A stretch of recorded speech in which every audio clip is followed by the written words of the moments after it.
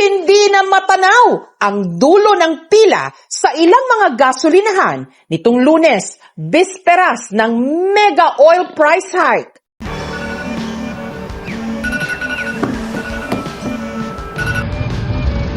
Dugayas, jeepay. Late na sagkay ko.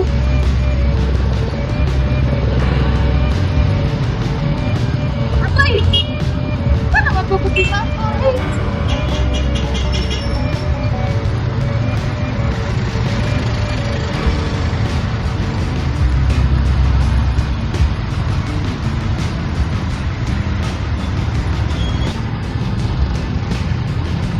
Wala lang niya akong kwarta.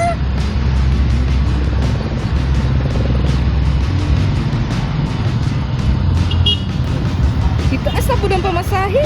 Saan naman?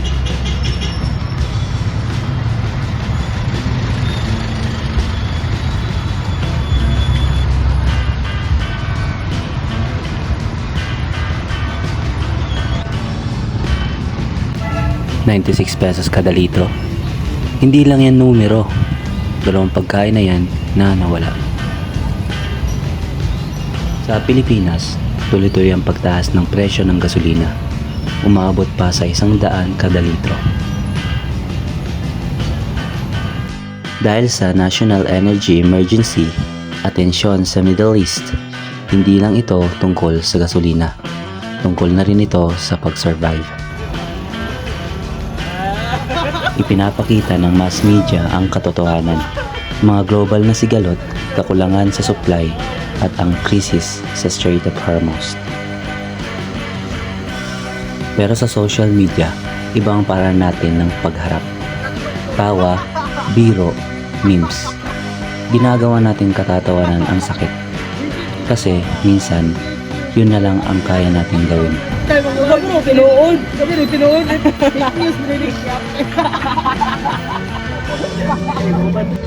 Sa pananaw ng class dominant perspective, mas malalim ang problema.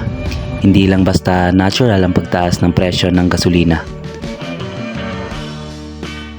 Ito ay kontrolado ng malalaking global oil corporation.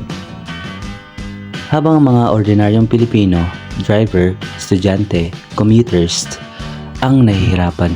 Kaya ang tanong, sino ba talaga ang nakikinabang habang tayo ang naghihirap? Ito ang tinatawag na evolutionary change.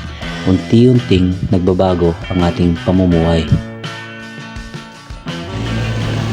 Mula sa kaginhawaan, papunta sa pagtitipid. Mula sa comfort, papunta sa tipid mindset. Ito ang bagong realidad ng mga Pilipino. Pero hindi tayo powerless. Huwag lang mag-scroll, magsalita. Suportahan ang lokal na transportasyon Ipanawagan ang patas na presyo ng gasolina dahil ang boses natin dapat mas malakas kaysa sa pagtaas ng presyo.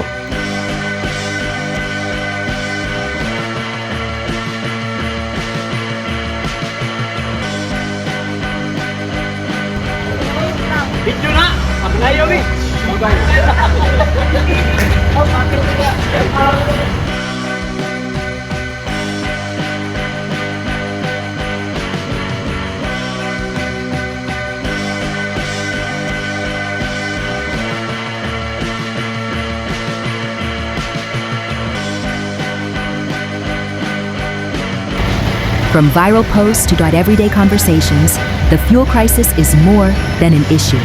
It's a story shaped by the media, felt in every Filipino struggle, and coped with resilience that becomes part of our popular culture.